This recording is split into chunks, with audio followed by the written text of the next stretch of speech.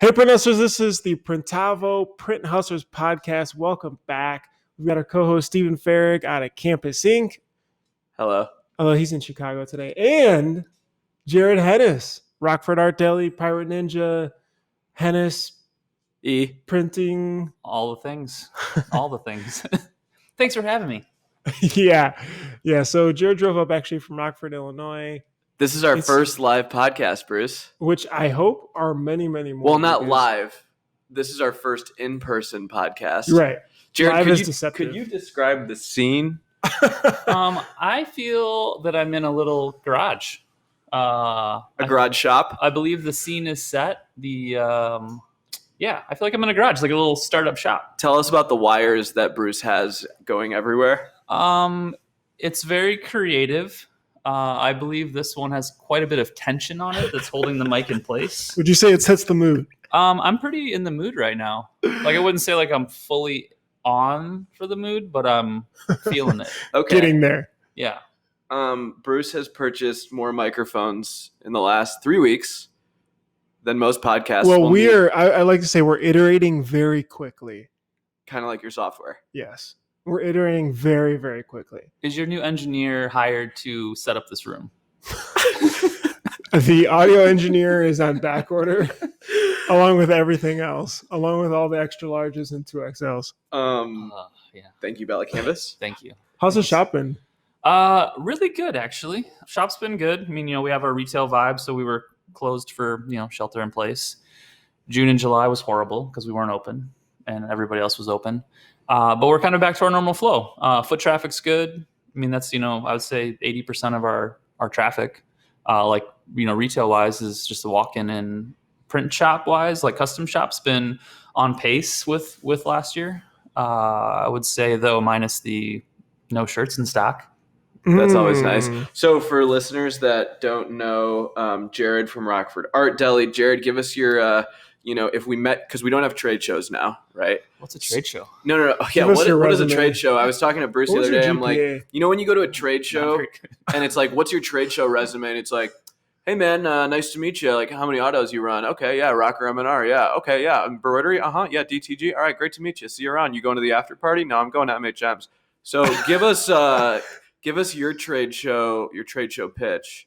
Because I feel like you missed what's your square footage? Oh yeah, you missed that one. Yeah. That's why I like, just tell me, what's your shop about? Because it does get very monotonous in that regard, but like that allows people to take it anywhere they want. Well, I think at the next trade show, I'll just have a QR code. Be like, you can scan my QR code and learn about me. Or you can just have a little recording that you play. Yeah, contactless. Intros. Usually in all the scenarios, I'm one of the smallest shops, so that's always my fun thing. But I make money and don't have to work as hard because we have our own retail. So my elevator pitch. So I've been screen printing 16 years, manually printing all 16 years. I have 2 4x4 manual presses, and that's it. No autos. Everything's hand pulled, water based.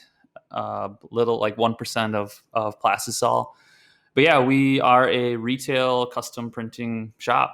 80% of it's our own brand. So we have Rockford Art Deli, 815, Illinois, some Illinois stuff. What do you mean by 80%? Like of sales wise? Yeah, like walk-in retail. So my own brand. Because I think that gets a little confusing in the industry when people say they do retail.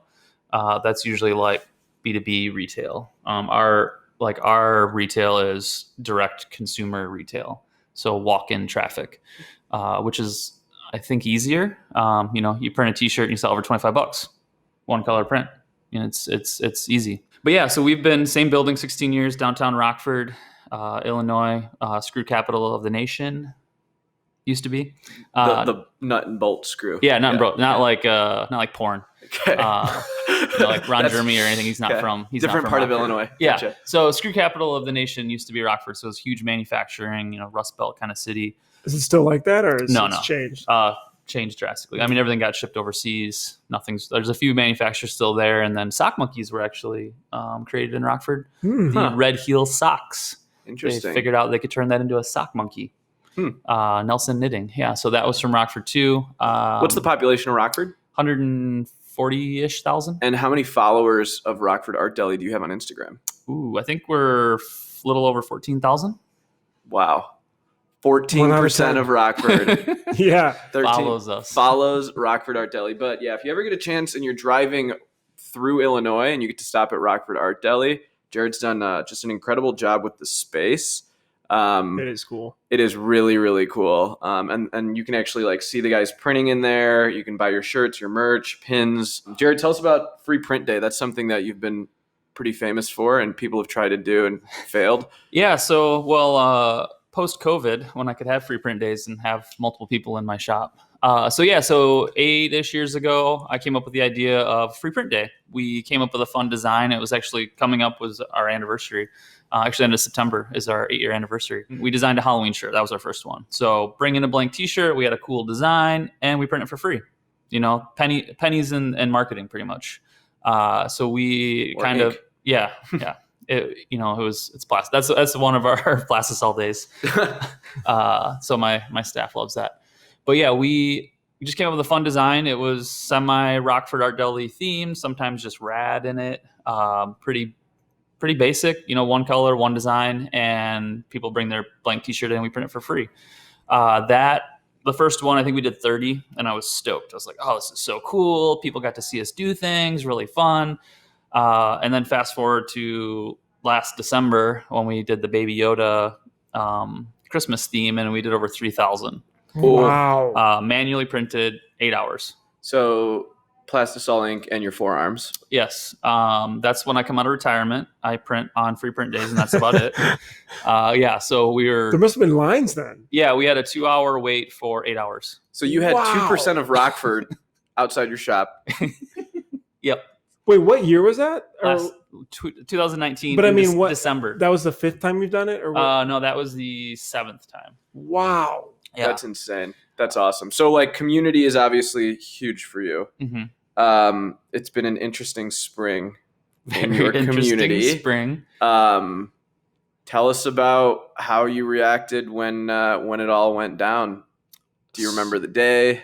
All I remember is March 25th for some reason.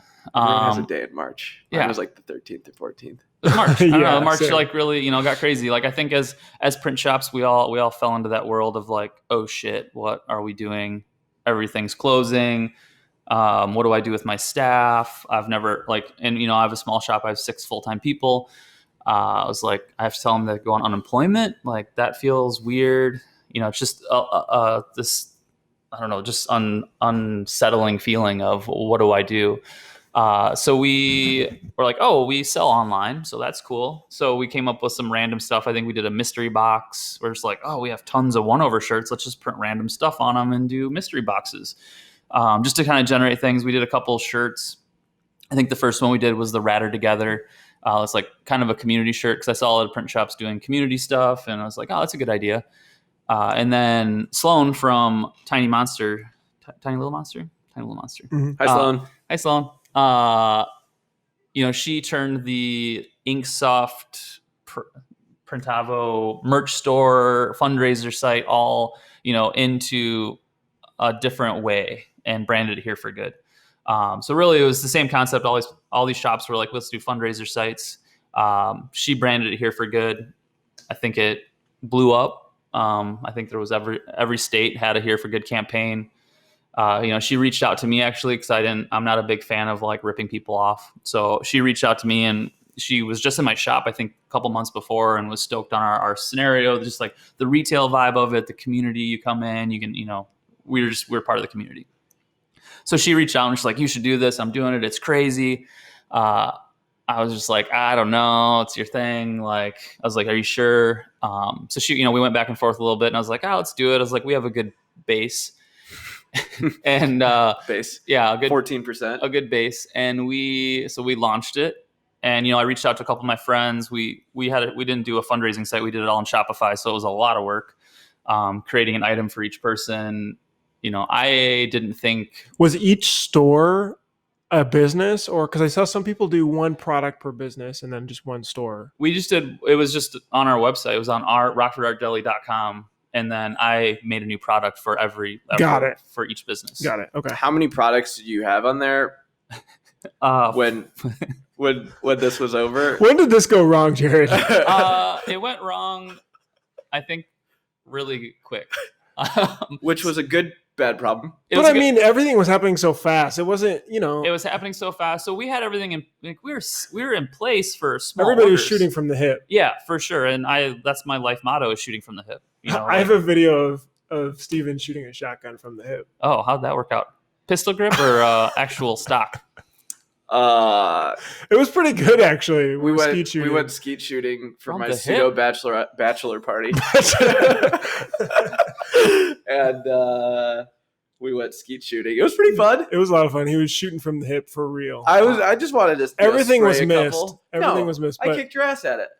Well, when you shot from the hip, I shot like 50% all day. You just have to get a buckshot, really good buckshot, and you can. Yeah, I was 25. Anyway, sorry. Hey, it went all wrong. Fun. So you're adding a lot of business products in. Yeah. How many products? Over 400. 400 businesses. Holy or 400 products? 400 businesses. So they all had one shirt each. Well, okay. Let's start. Their logo, just their logo. Just their logo. One color logo. 5 color front, 3 color back. No, we didn't get crazy like that. So I think fast forwarding, I think some of the things we went wrong, like we should have only offered black and white ink. Okay. We were doing Pantone matching. Oh. So awesome idea. 400 businesses all in Rockford. How'd you find them? Rockford area. We posted once. Okay. How many businesses are there in Rockford? I don't actually know. That are consumer facing, I guess. Well, more than 400. I'm sure there's a ton of business. Oh yeah, tons of businesses. Yeah. I found out there is 1 million salons, and they all have very similar logos. Lots of salons, a lot of So there was no rules. It was just pretty much. So you had like a form on your site. Yeah, we advertised out, said, "Hey guys, we want to help. Fill this out." Yep. So pretty basic form. Pretty basic form. And you're just doing a ton of art. So they provide. So they provided their artwork. That was the first hurdle of finding out how many people don't have vector artwork. Salons don't have vector art. They don't, but they did have pictures of their front doors. So a lot of shops were sending pictures of their front door vinyl. So the first 100, my designer and I, Aaron Johnson, he's my freelance Aaron's awesome. In-house. Yeah, Aaron's great. Yeah, he did some new stuff for you guys. We were just like, oh, this is cool. Like the adrenaline was rushing, and we had like 100 in no time, and we were just cranking out. He was helping me with the logos. I think I started the first 50, and I'm not a designer. That's not my thing. I am not very good in Illustrator, but I'm okay. So these logos are coming in, and I do most of the proofs anyways for the shop right now, and they're coming in. I'm like getting them up, and I was like, oh, these are hard. Like they just kept getting progressively worse. Someone sends me an AI file. That's great. I can put it on a mock-up, no problem. They got progressively worse. I would say 1 out of 10 businesses had correct artwork. So I pulled him in, and he was just redoing everything. Just revectoring everything. Just like redrawing them all. The phone calls you get every day about free vectoring services might have been a good opportunity to say, like, I'm sending you a couple. Did you call those guys back? Yeah, I should have. Yeah. Check every blocked call that you've had for the last 3 years and call them up and say. I get more digitizing emails than I do vector art. But yeah, we were just like the adrenaline was there. Like we were both like, I don't know what's happening. Yeah. He was just cranking them out, and then we got to that point where like, dude, we can't do these all for free. Like this is like they were just so complex. Like some of them you could live trace, they were fine. It was good enough. But yeah, they just kept coming in, and then we shut it. I think once I hit 200, I shut the site down for a while. I was like, we got to catch up. You're creating the proof, and then I created a product for each person. I actually put their. You were doing the Shopify work too? I was doing all of it. Yeah, I was doing all of it, and then and then once the sales started coming in, I was keeping track of weekly sales. I was creating the spreadsheet. I was writing the checks. it was like a. I mean, we were just, but that period, if you go back to think about, I don't remember it. It was it was just trying to do anything possible, just generate money. I don't remember it. I ended up with a dog. Yeah, I came somewhere around here. Pepper I literally can't remember. Like some days, I'm just like, what did I do? It was a blur. So what?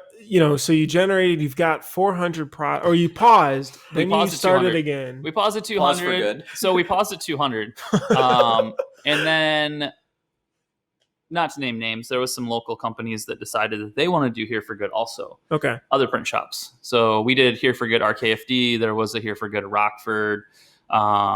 I think we had 4 or 5 of them after we posted that started, and same businesses were on multiple sites. That's frustrating. Yeah, that was frustrating because the whole point of it, we weren't trying to like scalp businesses from other screen printing shops. It was very clear, together. like, we don't, like, we're just here to help. Like, we're not trying to, if you want to print with us in the future, that's cool. I'm not a big fan of trying to go to another shop. Like, if I know my buddy prints somewhere else, I'm not hustling him. It's just like, you come to me when you want to, but I know you print somewhere else. You have a good relationship. That's cool. Like, that's just my business model. I was like, yeah, coexist. We're a different print shop. Like, we're not like most print shops. We're not, we don't have autos. I don't want 5,000 shirt runs. Like, I don't know if you've ever manually printed 5,000 shirts, but it's not fun, especially when they're water based. So we sub that work out? Yeah, we are. We just started to recently. Yeah. So we're starting to sub out some of the orders, but it'd been cool to sub out locally. But when you don't have relationships locally, it's not fun. I reached out to the screen print shop in my local town. I was like, hey, I hope you're okay. Hadn't talked to him for 8 or 9 years because I put one order through with him when I was a student. And I was like, hey, why don't we do something together with the city? And then like nothing. And then like they just did something. Mm-hmm. I was like, all right, cool. And then we did it better. Yeah. And that was tough because I was like, we could have totally just like put our heads together and done this well. But what are you going to do? And that was the thing too, is like, I wish some of those bigger shops that have reached out after us, like, how can we help? So we sold over 10,000 shirts, across 400 businesses. Like, that's probably over half a year of what I do for custom like setups. Wow. Not shirt wise, but like, we mostly do a lot of reprints for, local businesses. Was it, how did the stores perform? Was it all over the board or? All over the board. Yeah. So we had like, I would say 2 different tiers. You had like 150 of the businesses were under 24 shirts. And then the rest were like all over the place. And then we had probably top 10 were maybe over 100. Did you order more screens in? I ordered 100 screens in. Yeah. Wow. I was like, oh, let's just order 400. And then I was like, oh, it's like 10 grand. I was like, I don't have storage for that many screens. And I mean, like most of our screens are tied up in our merch, like because we reprint weekly or, every couple of weeks for the retail space. So they were all, I have hundreds of screens, but they're mostly used. Yeah. Did you consider buying a DTG?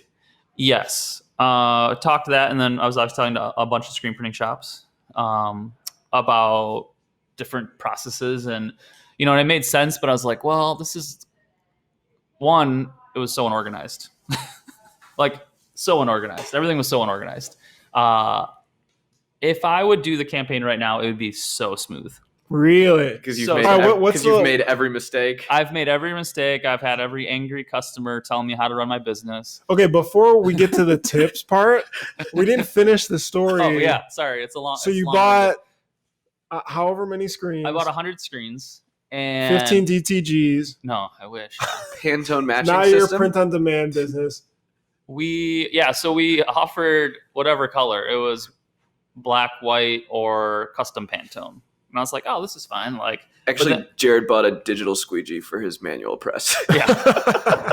We have the first one in existence. Yeah. It works great. Yeah. It was a nightmare because we discharge. And they were all, okay, so next level here. So we use all made shirts. The whole campaign was all made shirts. Mm-hmm.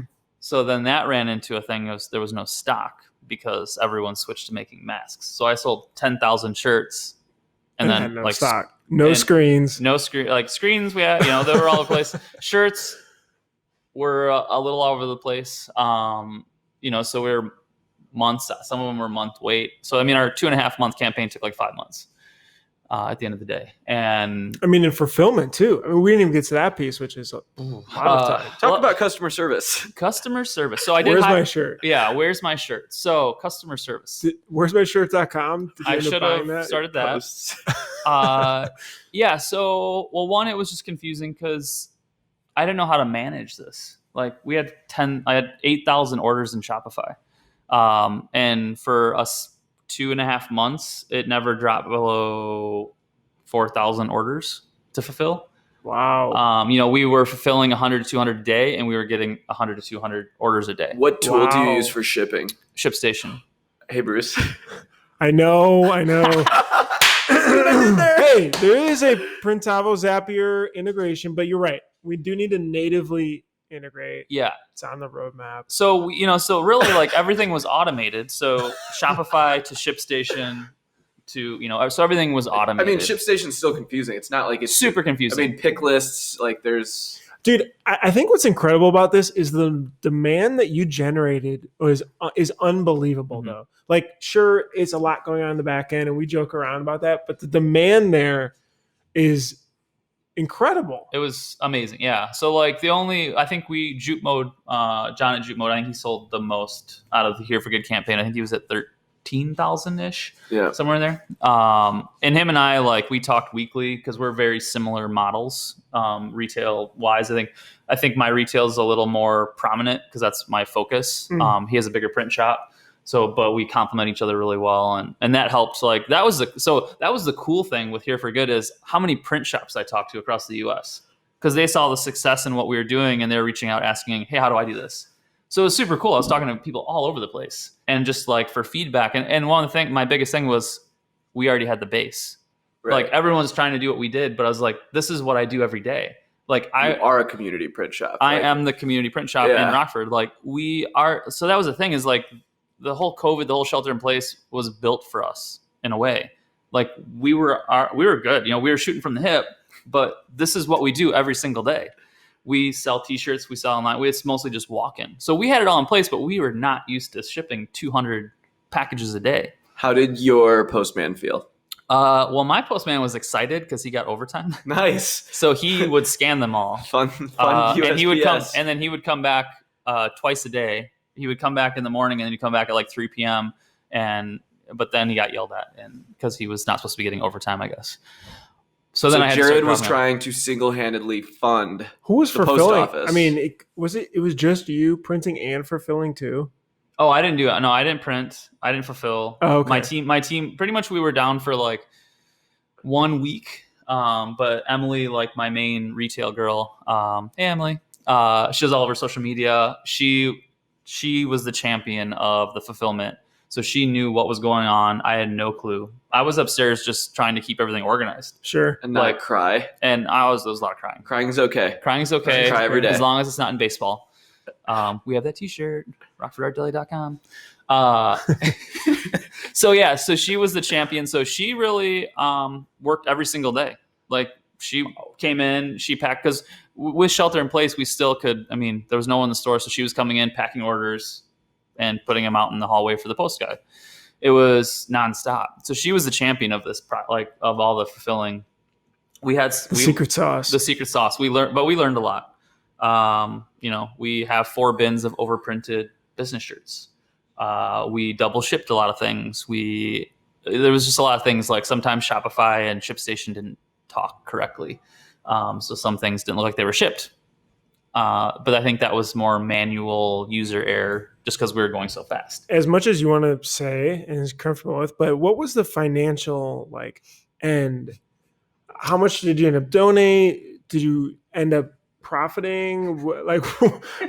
You're starting to laugh. What happened? Bruce, I blacked out. I don't know. Well, we donated over $100,000. That is incredible. And I hand wrote all the checks. There is an app for that. There is. But you just the pen. I just, I really wanted to feel connected to the checks. No, it was just moving too fast. I was like, QuickBooks Online, you can't do a digital signature with, which is silly. And I didn't have time to order a stamp. So were you cutting checks every week? Was it when the campaign ended? Every week. Yeah. So, and I had a spreadsheet that was really confusing. So the first, I would say 2-3 weeks, I was keeping up on it. And then I started seeing, it was like $20,000 a week. And I was like, I can't keep up with payments. Like it was just too, the money was all there. And I just wanted to get it out as fast as possible because it was freaking me out. I was like, this is silly money. Why do I have so much money? Yeah, it's not mine. Money. And it was just, we saw all this money coming in, it was, 6 figures a month. And you're just like, what do I do with all this money? So I was like, I just want it out of my account. Yeah. So I think week maybe 3. I got my bookkeeper involved because I have a bookkeeper and I have a profit first accountant. We use the same one. Yeah. Stephanie, right? Well, I have Casey. Oh, yeah. Lucky. Yeah. Casey was Spark Consulting. Yeah. No, Stephanie works with Casey. Okay. Yeah. They're both really cool. Yeah. So she crushes it. So I have a local bookkeeper, Jennifer, and she's been with me for, I don't know, past 6 years. So she's been great. And I reached out, I was like, I need help. I was like, I can't keep up with this. And at the end of the day, she's the one that has to fix it all in QuickBooks because I have PayPal. I was very ambitious. I did PayPal, Venmo, and check. Venmo will block you out. Oh, totally. I learned that the first day. I was like, oh, you can't do that many payments in a day. So then I sent out a lot of emails to the businesses of just like, hey, this doesn't work. Do you want to do check? That's cool. It was a nightmare. I should have, I learned a lot, but so I was trying to do this weekly and then I pulled her in because I couldn't keep up. It was just stacks of money every week that one person trying to manage $20,000 a week in payments is pretty crazy on top of like everything else that I do at the business and keeping everyone safe and happy. And so, yeah, that was, so we donated over $100,000. I think at the end of the day, we lost 20,000. So record that, Rockford. So this is why. There was a couple of reasons. The biggest one was we were moving so fast and shipping got crazy. The cost of shipping or no? So split shipping. So all these angry emails are coming in. People are like, "Where's my stuff? Where's my stuff?" And we're like, "Oh, well, we printed so-and-so's business because they sold 100, but we haven't sold the one business that sold 1." And we'll start split shipping. I didn't know this was happening. I thought it was happening a few times. And then I just started like on week 3 or 4, I started realizing like, oh, this is bad. But we were so far in, you couldn't go back. We couldn't just say like, hey, well, you already paid for shipping. We shipped 1 of your items. Can you pay for shipping for the other 4? So we were just too far in. There was no easy way to get these shirts out without. So you were collecting $20 a shirt or whatever. Yeah. So a shirt was $25. They got $10 from each shirt. They were paying for shipping also. But you're shipping individuals. Correct. So if they bought 10 shirts at $7 for shipping, and then ended up being $3 a shirt, give or take. There's this new feature on ShipStation that I think it came out, but you can see shipping collected versus shipping spent. Yeah, I don't want to do that. No, I don't want to look at that. But even though you say you lost $20,000 over the course of 6 months or 5 months, you kept a bunch of people employed. Correct. Do you think the long-term value though is that they swing back because, think about the businesses that you helped, maybe that were working with another shop or whatever's going on. It was for sure, like the whole point of it, I did see other people doing Here for Good and they did one logo. You pick whatever color shirt and you pick a chair, like a business to donate to. And that's great. I think that's the easy way out, but I'm a community print shop. Like I wanted to help the community. And one, I think the cool thing is some of these businesses never even had a t-shirt printed for their business before because they didn't have they didn't have artwork. Right. So they got to have these cool, sustainably soft retail ready shirts to wear as like a badge, for their business. And then their friends like bought the shirts and wore them. And so we are actually seeing the effects of that now where customers, some of these businesses are like, hey, people love those shirts. They didn't get a chance to order them. Can I order more? They're like 24 shirt orders or nothing crazy, but it's building this community. Yeah. Plus you have all the contact info to be able to reach out. I have all the contact info. I have all their vector artwork now. We can even turn that into a whole marketing thing where I could send promo stuff of their logo on pens or other garments. Yeah. And no, I think there's so much positive. The fact that you kept people employed, you're stimulating your local economy, you're helping all these other local businesses out. You could also look at it as you spend a couple $grand a month in marketing for your community. Yes, I was just about to say it's a $20,000 marketing campaign. Yeah, it's a huge marketing campaign. And you've learned for, COVID-20. So what are those lessons that, we go back, you went through it now, you said, I've got the toolkit now. Mm-hmm. How do you execute? So one, it would have been super basic. Like probably I wouldn't have offered 6 different shirt colors. Would have been black and white ink only. I think you were using the affiliate plugin for Shopify. I called Jarrod before I started and spent some time on the phone. Yeah. But we automated the whole We didn't quite do. I think we sold probably like 1,500 shirts max. And I basically was like, there's no way in hell I'm doing this, because I saw what you were going through, and I'm like, it's just not happening. And so I found a tool called GoAF Pro on Shopify, and it allowed everyone to sign up and automated the payments in PayPal. There's a pole dancing studio upstairs, so sorry. Yeah. Really? Also, dispensary. And this is a weird building we're in. It's like a Nice. fitness one, not like, yeah. Oh, not No, like a showgirls? training Yeah, facility. yeah. I mean, but really it is a training facility. Yeah, a training, yeah. I mean, If you work here later at night, you could just like hear like all the poles spinning. yeah. Nice. Yeah. Nice. But anyways, I called Jarrod because there was like no way in hell I was gonna do it. And so I found that tool. And then the other thing is it did everything through PayPal, because I was like, I cannot mess with money. And then we only allowed 3 colors of ink or something. Yep. Would I do it again? Yeah. It was like, by the end of it, we had 4 screen racks of just like, oh, is that one? Do we need to do one more? Oh, there's there. And we have a bin of overprinted stuff. It was hard. Is this where the DTG farm would have really... I think this campaign would be good for DTG, but the quality isn't there for like what our shop, believes in. Yeah, what our shop, Right. like our standards that. for our quality. Because we went back and forth a lot about Right. that. It was like, I was gonna come down to your shop and I just wanted stuff. to burn screens for you. I felt bad. I was like, Yeah. dude, if you send me like 100, like, because we have all the manual frames that we don't really use, and I was like, Yeah. I'll just burn screens and send them to you. I had so many. It was so cool. I had so many print shops like offering like, you can just come use my shop if you want. Like, that had some smaller shops that had autos, and We were slow. I was just like, I don't know, like, I didn't know what to do. Like, all these people were offering for help, and I was like, I don't know what help I need. Like, I don't know, like, do I get a trailer and pack up shirts, but then there were shirts out of stock, so like it was too many wheels moving. So first thing was limited colors, limited ink for sure. Plastisol. The water base is fine. Okay. I mean, we have no Pantone matching though. No, yeah, it would have been black and white. Okay. Black and white only. Pantones, because then we ran, we were going so fast. Some of the Pantones we didn't write down, and then they reordered, and yeah. So my print team's great. They're they crushed it. I mean, you get very close. You get very close. Yeah. I mean, each shirt, and it's all discharge. So we discharged all of them. But you were wearing masks anyways. We were wearing masks. We were wearing all the PPE stuff, that we needed. You're supposed to wear.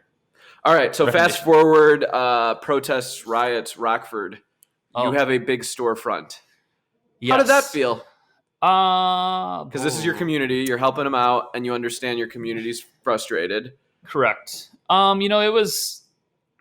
It was a lot. It was really stressful. We just like to help, so we were trying to figure out how to help the movement, the Black Lives Matter movement, and how could we help with it. But also, being a white business owner, I'm limited on what I can do. We have no people of color. Like, it's all white people, that work in my shop. Sure. Emily is Asian, but we're straight up white people, and mostly men. But we also do a ton in the community for all of the ethnical groups. Like, we try to help as much as we can. And we do collabs, and we're a community print shop.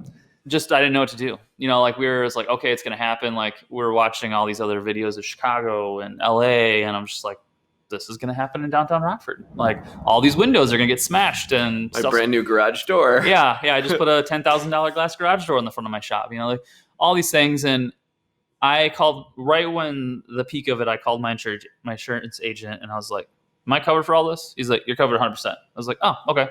So we moved all the shirts upstairs because we weren't open to the public anyways. He's like, "Well, I'm not, like, if they break a window, that's fine. It is what it is. But as long as I don't have to clean glass out of hoodies or T-shirts or have that liability, like, it was easier just to move the product upstairs."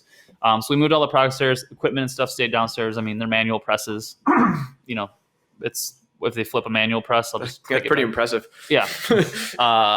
So we were worried about that, but we actually Rockford was pretty low key. Not a lot of issues, and I mean, the good thing too is Rockford doesn't have a huge issue with police brutality. It's not like bigger cities. So we've been, I guess, I don't know. It's been okay. Yeah. They definitely been happening because it's every week there's protests. Wow. Still downtown because City Market. I don't want to probably get super political or anything like that because I think everything's going political. I just know that we need to change things.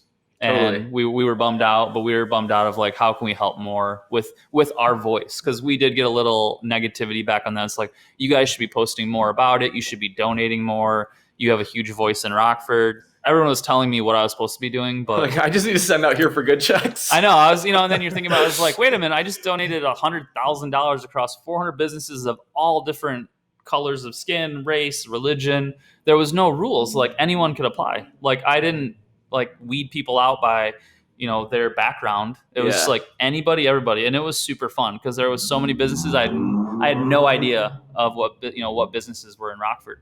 And then now I start driving around the city and I'm like, oh, there's that restaurant we printed for. Never heard of it before. I'm going to try that out sometime. Sure. Sweet. All over east, north, west, south, every side. Like, we printed for everybody in Rockford. Wow. And we actually shut off. We probably could have had like 600.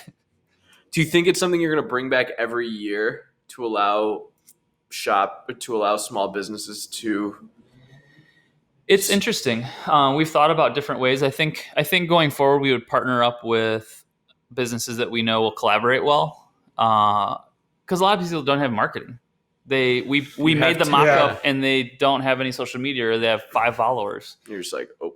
Yeah. Just then hard for you to even front the time to sell. Right. It's because it's gotta be mutual. Like, and you're not charging a setup fee. No, e-com. I mean, it's all pretty free. Very free. There's no risk. I mean, all they had to do was send their logo in. Could you? Sure. Should you? Like, I mean, but the barrier to entry then is too high.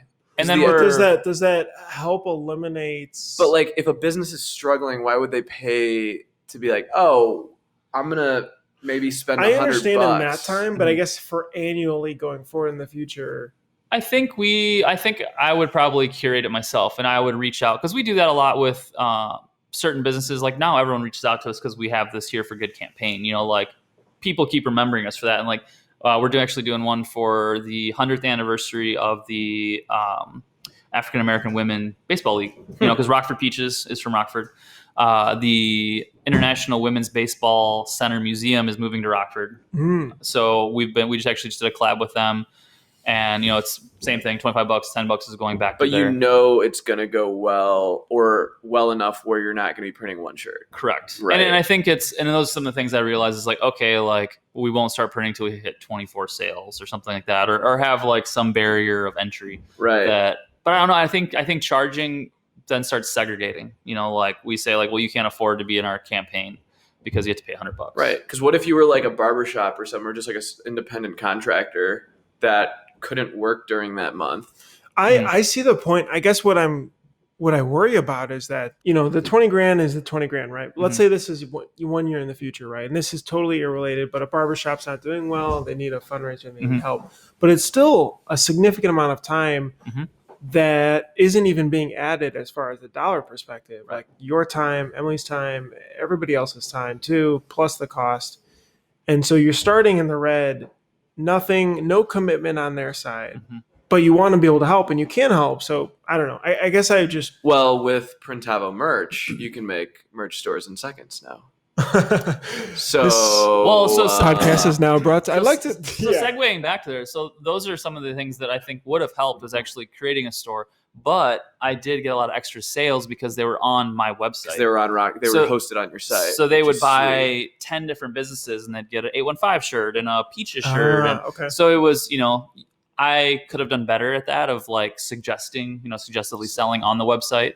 But I didn't have time to put that on my plate. Does Shopify automatically do that, or does it? No, it's a plugin. It's like a plugin or the theme. Okay. Yeah. It's like to be able to add something like at checkout or something. Gotcha. Yeah. So that helped actually, like those. Yeah, add-ons. we had good sales, but then then our inventory was all jacked because I just turned off all of our inventory and said oversell everything. Because it was no inventory management on Shopify. Well, we normally are on point, but I turned it all off because I was like, well, it's Thunderdome. You're just like free for all. Yeah, I was like, we just got to make money.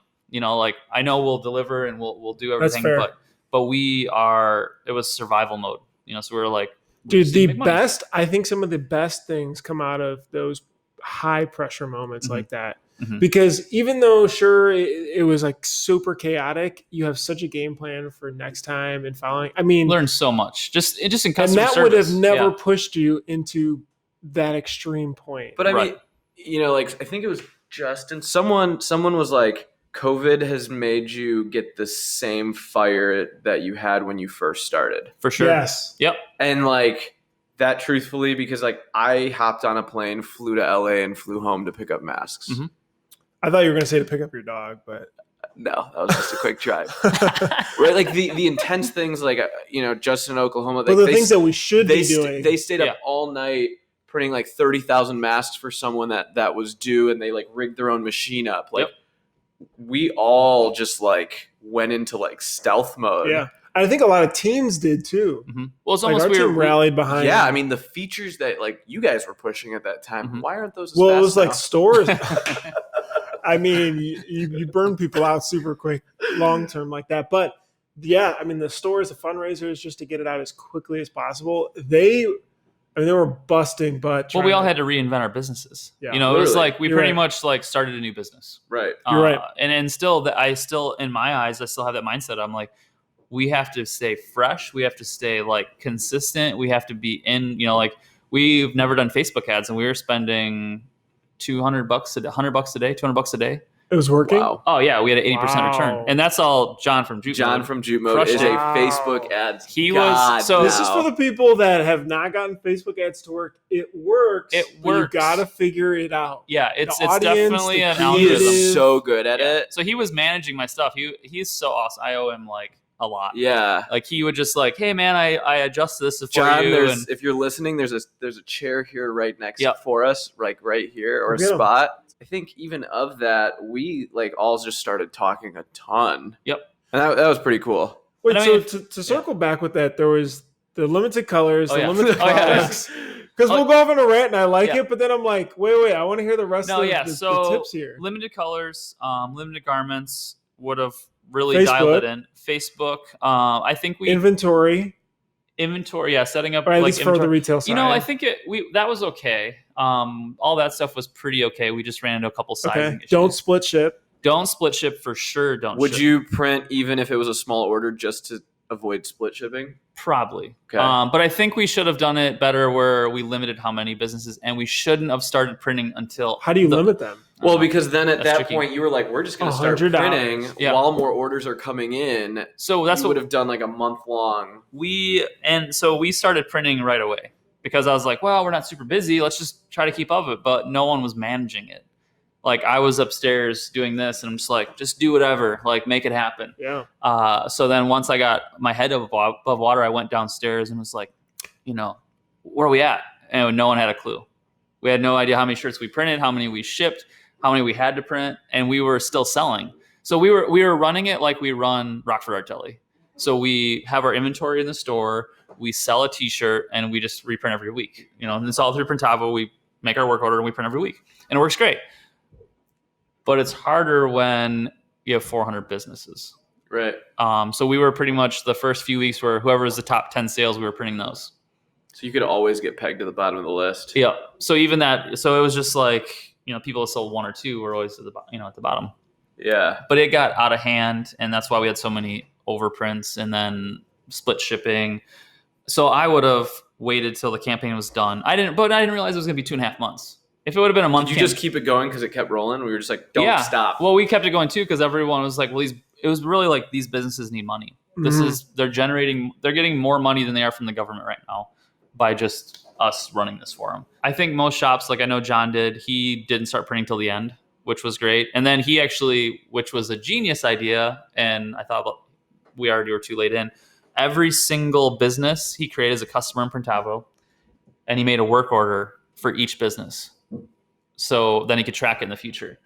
So we just did one huge work order, like each week, you know. So it was like, and then I finally changed it. Yeah. So I finally changed it to, I should pull some up, by color, by T-shirt color. How many line items are we talking? That's probably why Printavo was so slow for a while. Yeah. Oh my gosh! No wonder I had to turn up all servers. Yeah. Wow. So John did it the right way because then now he has he already has customers. Like all these customers are already built in.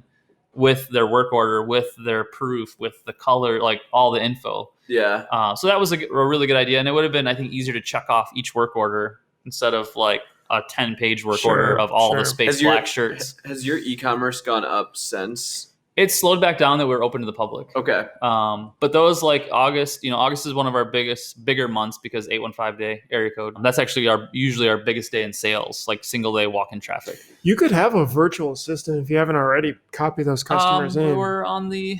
I'm in the path of that. We're a couple weeks out. It feels like that, like you said, Stephen, is such gold now that you have of fostering those relationships now. Well, we have these, as John from Jute Mode, again, I'm going to talk about him probably a lot. We have these funnels. We have these Facebook analytics now from our Pixel of all this traffic. So people didn't have able to target in the future. Yeah. So we already have like holiday lists planned out, like we can create a holiday email marketing plan because we have like 10,000 plus people that just bought 1 shirt, 2 shirts that we can market to, like they're going to fall off. But we started using Klaviyo.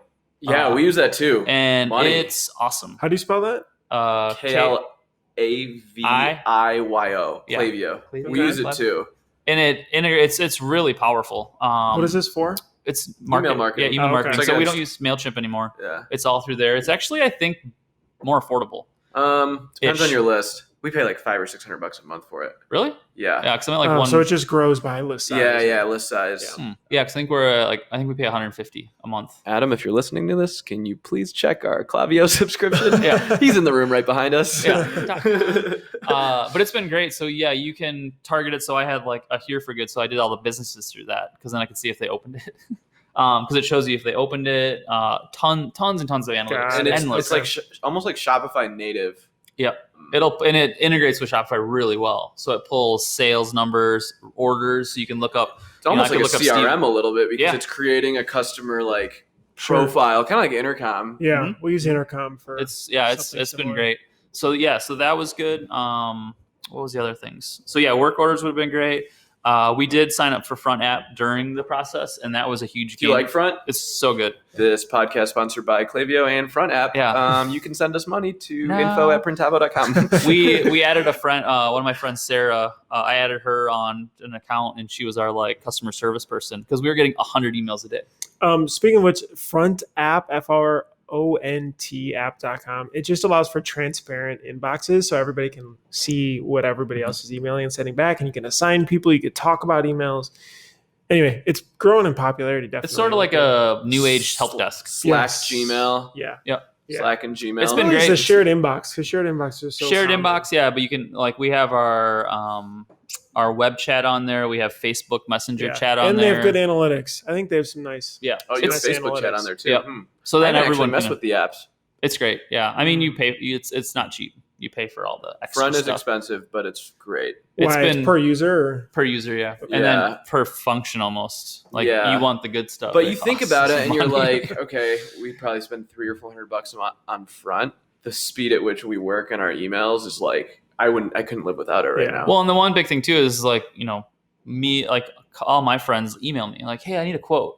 And then I can just assign it to Joel or Emily. Like, hey, Joel, this is my friend. Can you take care of him? And then you can do comments that the customer can't see. So it's like a little Slack channel. Yeah. And you're like, hey, like this guy's being a pain in the ass. Does someone have his proof and you can attach the file? Yep. Yeah. So good. We're not using it to its fullest yet, but it's definitely been a game changer. So yeah, I think those would have been the bigger things of going forward, but definitely automated more. I think like if we would have used merch or something like that, I think it would have been beneficial, but I don't know. I think it might've been more to organize. Yeah.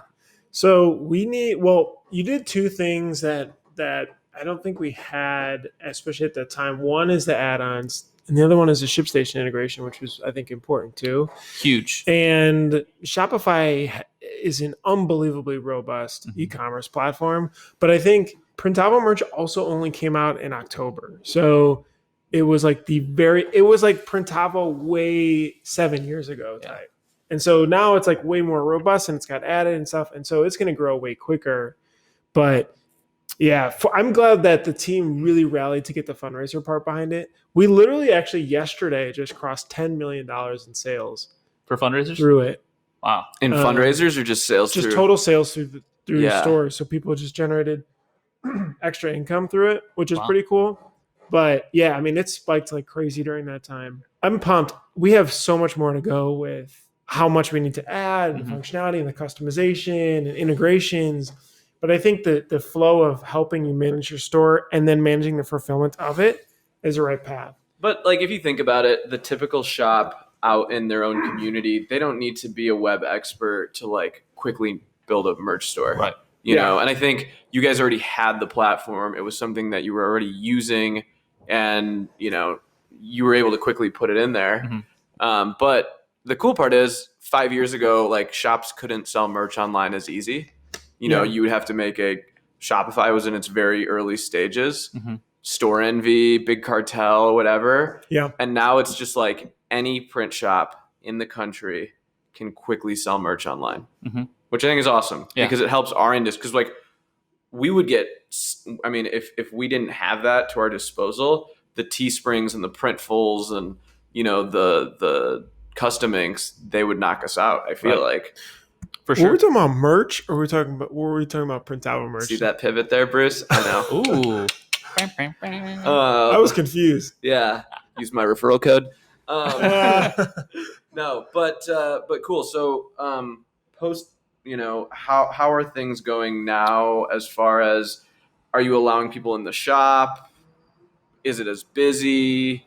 How are things like as you guys are starting to get back to normalcy and Here for Good being done? Yeah, so we opened back up August 1st to public. And, you know, I was worried about that. I was more worried about my staff, their health. You know, like I didn't want to have them uncomfortable, you know, and that's why like June, July, we probably could have opened, but we had stacks of orders for Here for Good. And then we already had all these emails and we didn't have phone calls yet. We were answering the phones.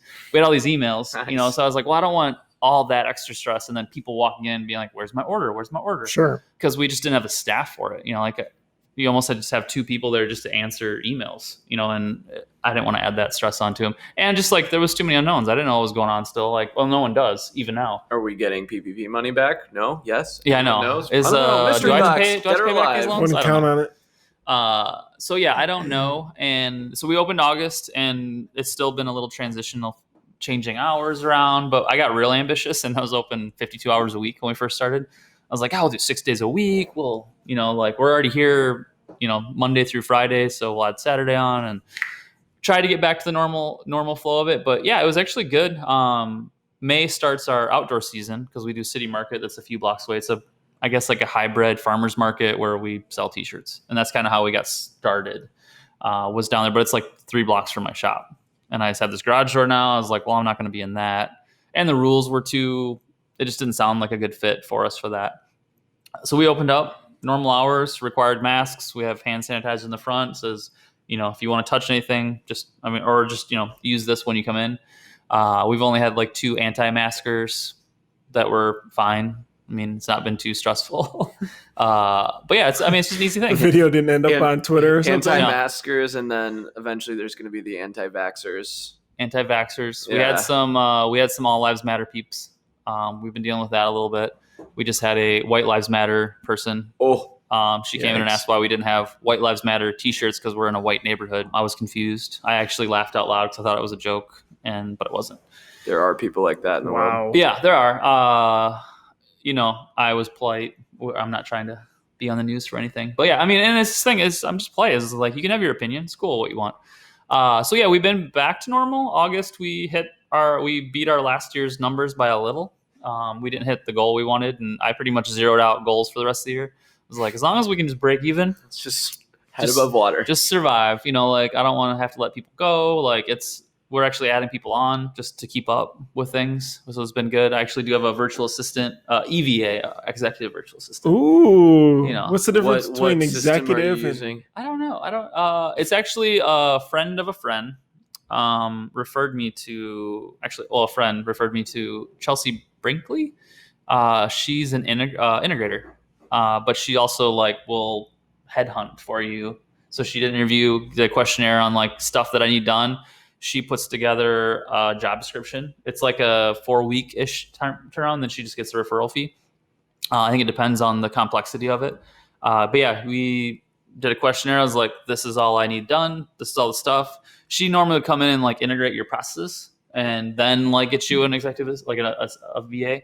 But she just said with my workload, she wanted to get me a VA first, and then we'll. It's funny you bring this up because we just did an episode about assistants. Yeah. And just how we don't value our time. We don't. No, we just, and then I got to thinking, I was like, I'm doing too much. Well, what triggered you to get it? I've talked to a few people. One of my other friends, she's a business coach, Anna Oakes. And I was about ready to hire her. And then I was just like, well, I can't give you 100% of my time. So it'd be silly for me to spend this money. And then one of my questions was, I was like, when's the point when you need like an assistant? She's like, when you ask, when's the point is you need an assistant? I was like, oh, okay. And I've thought about it for a while. That's great, because I asked that about a year ago. Yeah. Yeah. But what's crazy is like in other industries, whether you're in the medical field, you're in legal services, accountants, even attorneys that are 2-person, 3-person firms. Everyone has that, and then us like it's because of the grit hand. I told this firm that we started to work with called Belay Solutions that we're hiring an assistant for. I said, I feel weird wanting to hire an assistant. Like, it feels like I can't do it. And historically, everything's been just do it extra time, and she's like, believe me, every single person says that. So, it's like the doors are opening and like, come on in, have a seat, sir. I think we stereotype what an assistant though is too, is like, I don't know if you guys, but I think of like Mad Men, of those assistants, like a stereotypical assistant in the, early years of the world. I was like, I don't need someone to like buy tickets for me or get my lunches. It was like, I just need help doing stuff. I think assistants do that. I don't know. Bruce needs help booking flights and rental cars. No, that'd be great. Yeah. Great. I mean, I said that I did want also help personally outside of work, because my wife will ask something. Yeah, sure, I can do it. Right. And you do it and you like have 18 tabs and you like sort of do it, then you go back and then you do it. Like, did you book the rental car? Yeah, I did, but it was the wrong date. And this is 5-6 times. When are you leaving? Well, now tonight, but last minute changes and blah blah blah. But I mean, this is, how many times has this happened, right? We've been to way too many trade shows. I would like more help too personally outside of that, and that I think has been hard to admit. And still coming around to it, but I don't know. We want to look like we're put together. Exactly. Yeah. And we just really don't value our time. We don't. We're nearly enough. We're the probably best. 30% enough. And this goes like, like profit first stuff. It's like, we're the most valuable team member, but we don't value that. Like, well, it's like, because if we added up our hours, I mean, we make dollars. Because you'll be like, I'll just do that. Yeah, just throw it in my Slack. I'll do it later. Yes. Yeah, hey, can you Slack me about that? I'll do it later. And then I'm like, oh boy. The big part of it recently was I've missed payroll like 3 or 4 times the last couple months. You don't want to do that. And it was, we use Gusto, so it was like, I just forgot to hit submit the second time. You know what? Gusto, I've had that issue with. You have to like submit, make sure you get the email. Yeah, yes. You have to wait till it says. Yeah. So I had a couple of those, and I was like, you feel like a jackass. Like, because it's their livelihood. You're like, I can write a check for you guys. I'm like, I'm so sorry, because then it looks like you don't have money, and it's just embarrassing. Mm-hmm. I hope my payroll went through. Yeah, so I was like, that was the biggest thing. I was like, I just want someone to do my payroll, but I don't want them to be my team members, because that gets weird, because they know what everyone makes, and even though everyone's pretty close, but it's just a weird thing. Like, payroll's weird to talk about. So that'll be one of the big things that this VA will be doing for me. Is it going to be so it's truly virtual, and will they be full-time, part-time? So to start, we're going to do the first 3 months. So with this program, I paid for there's 3 different packages. I think it all depends on what you need and who, what level you're at. But she's going to be offering 3 months of one-on-one training too, with myself and the VA, so we can figure out our flow and how we work together. And I think we're starting with 5 to 10 hours a week. And then after the 3 months, we'll see actually how much I need, and then we'll probably go to a retainer. Because it's I was like, if you're Jarrod, you're using her for 55 hours a week. We should probably cut that out. We should cut that down. But it's it's a high paying position. I think it's starting at $20 an hour. Mm-hmm. That'll be paying this VA, because they're your right hand. Yeah, I mean, they're gonna be making sure all my shit's done. Right. and I can just Slack them. Ferg's one step ahead of us. I mean, with your assistant, we were just talking about it. I mean, it's a new like relationship, but we're like working through it. You know, like how to. I mean, it's literally like your right hand. Yeah. And you're like, hey, like, can you answer these emails? Well, those emails just leave. I'll do them. And then they'd be like, well, which emails do you want? I'm like, okay, we got to figure out how to do this. And I was like, every day, like, check these through. And then, like, if there's anything you don't know, just like star it for me. Or like a morning like Zoom call, just to like, and Amber will be like, okay, can you just tell me everything that's on your mind? Do you have them on front? Your VA? It's not virtual. Okay. In person. Oh, yeah. That's a whole nother level. I told you, next level. Next level. No, I don't like next level. Bella Canvas and Allmade. See what I did there. So anyways. Allmade has stock though. Allmade has great stock.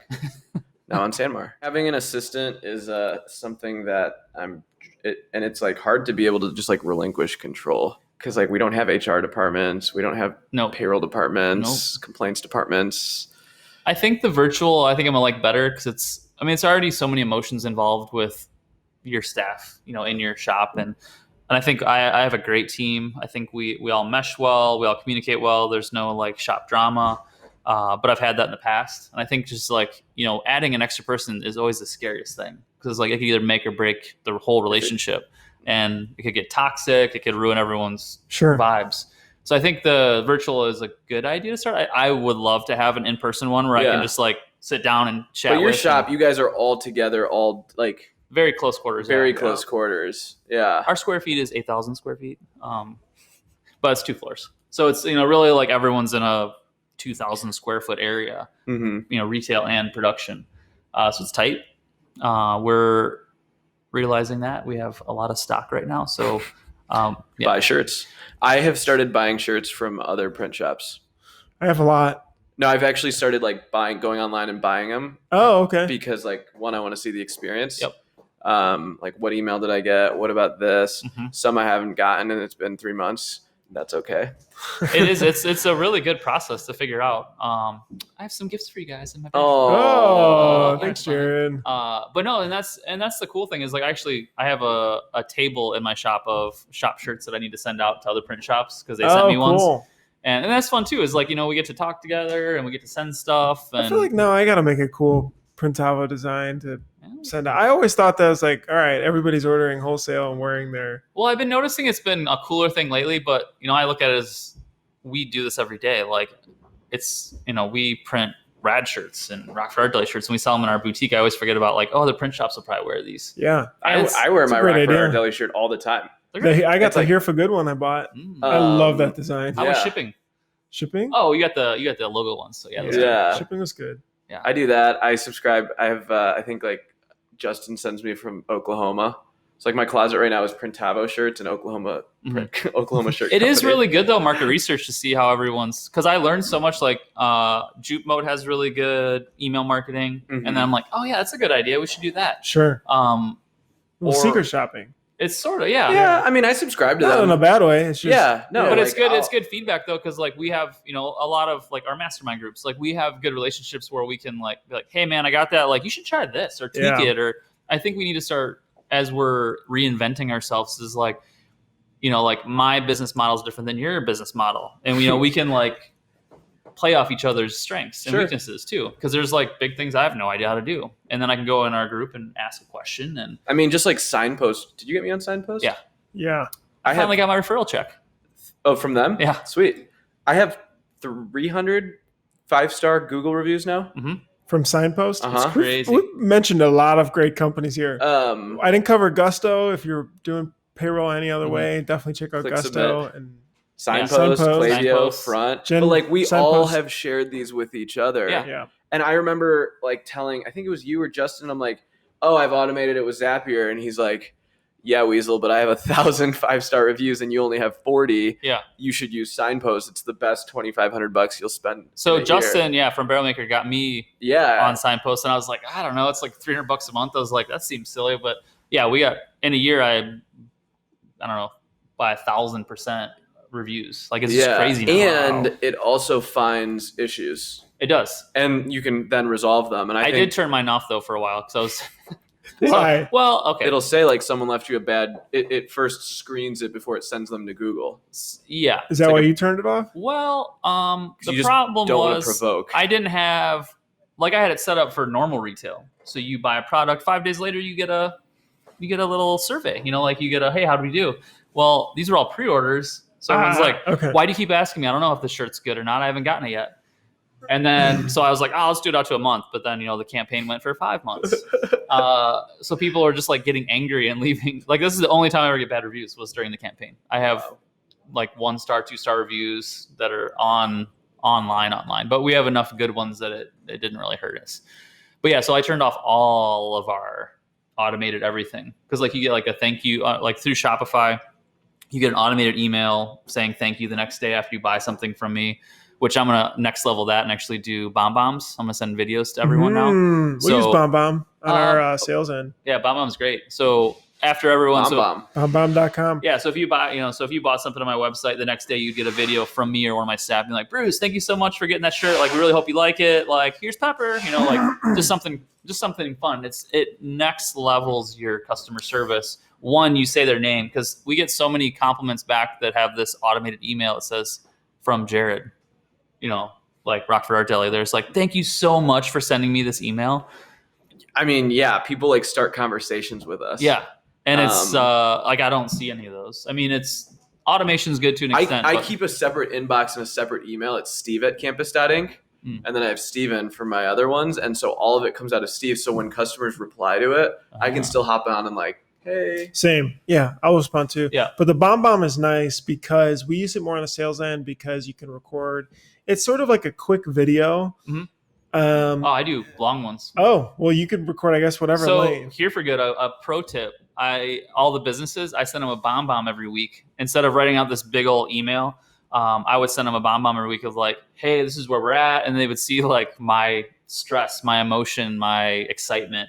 Instead of just an email being like, you guys, it's rough. We're trying to keep up. I mean, I just did a video and it's like, you guys, please keep your customers. Personal video marketing, like we don't really have people coming into our shop for meetings as much anymore. I just set up Zooms with the customers. For sure. Yeah. And I'm just like, hey, we could probably knock this out in 30 minutes behind your desk. Do you want to just do that? I mean, that's been super helpful. I think the BombBomb one is nice. Only just for notifications to go out. Yeah. Only because it creates this GIF that you can paste in the email. So for us, when we're reaching out, Jean, who's awesome on our sales side, will say, hey, Jarrod, like, thanks for signing up for your trial, like, and a little postcard. And she puts it by the camera and like is waving, and that's going to be the GIF.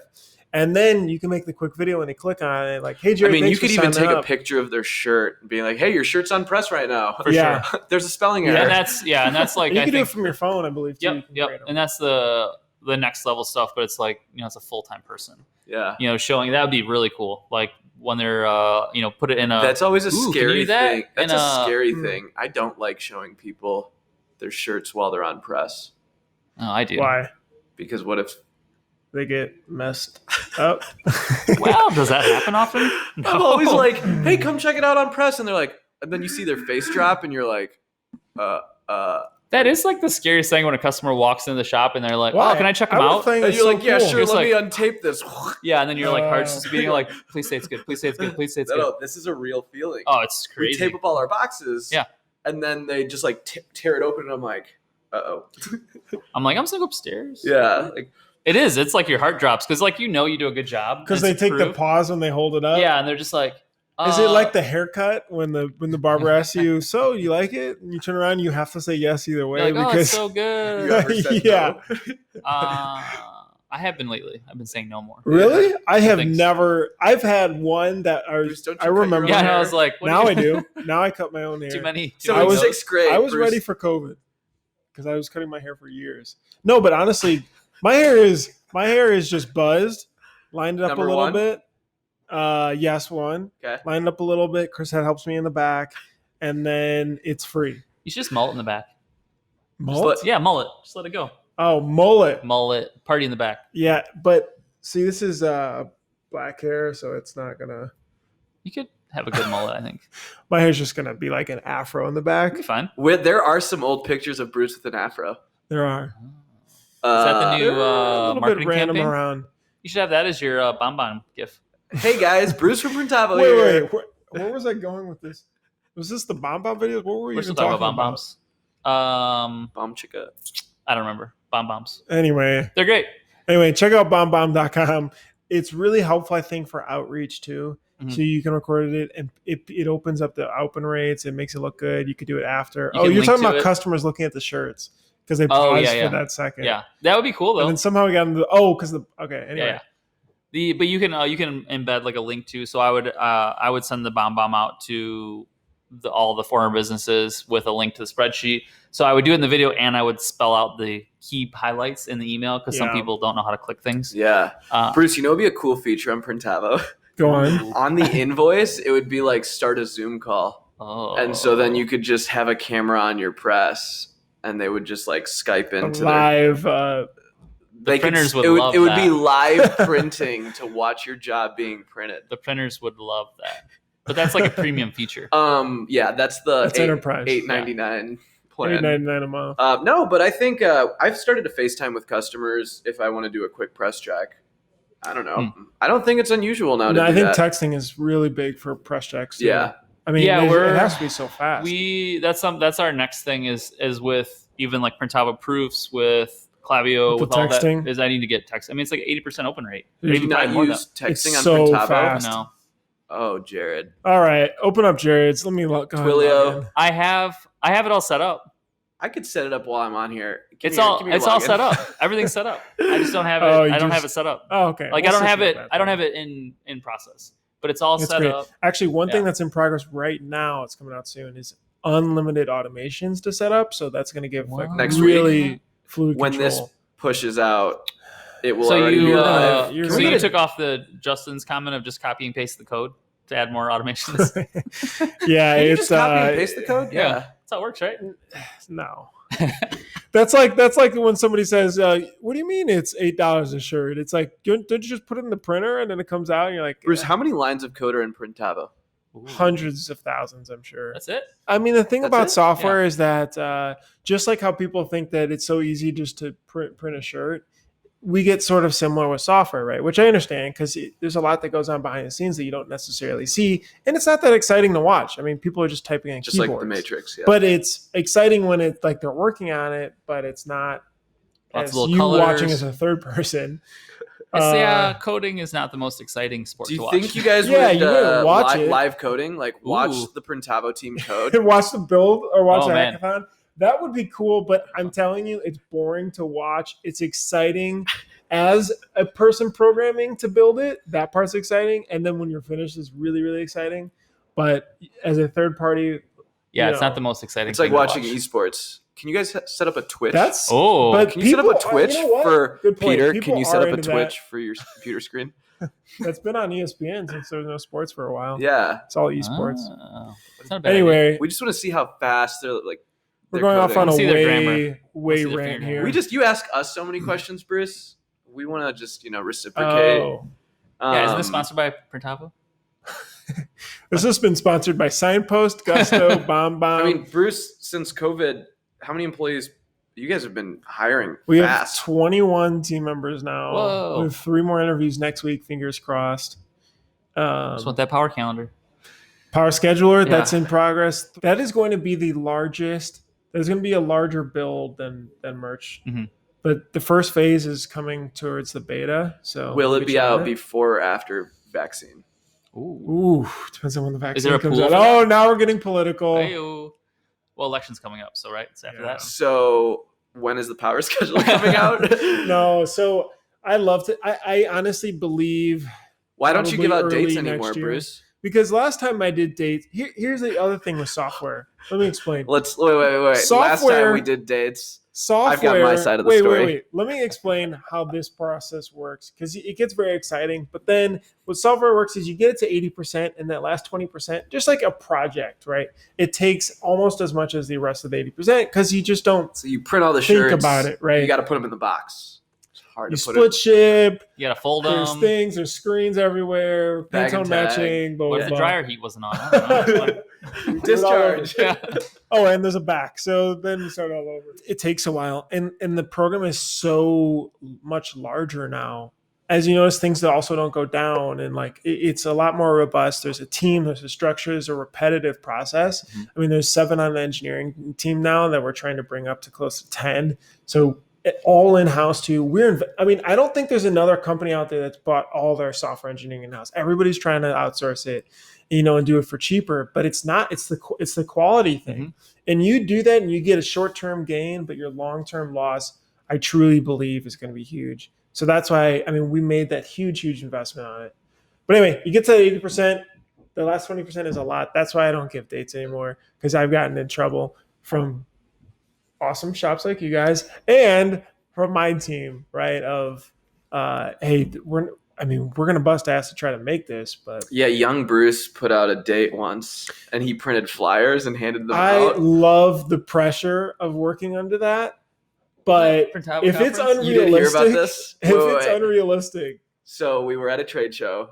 Oh, there was a certain Printing United. There was a certain feature that was dropping on a certain day, and so Bruce printed up cards saying it's coming out November 1st. But they look cool though, didn't they?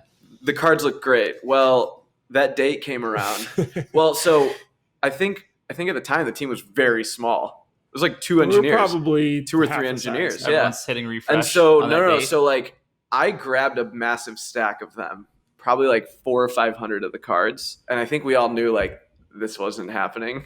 I just send them to Bruce very frequently. Like every time I could just mail him something, I just like in a wedding invite, like I sent him one of those cards. Yeah, he sent me his wedding invite along with the November 1st.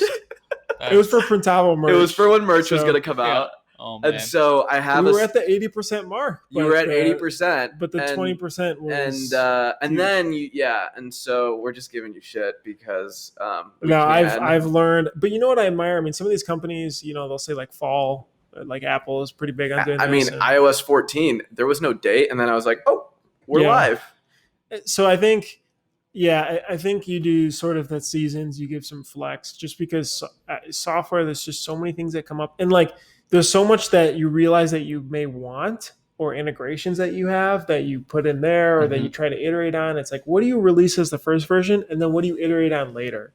And so, you have a million people giving suggestions. Like when you first started, you had a smaller pool where you're like, oh, this is obtainable, we can do this. But now you have a huge user base, and everyone's like, this is what I need for my print shop. Right. So it's just trying to keep up with the Joneses almost, and doing that. But in all hindsight, like. Printavo's changed the way we do our business. It's so much more organized.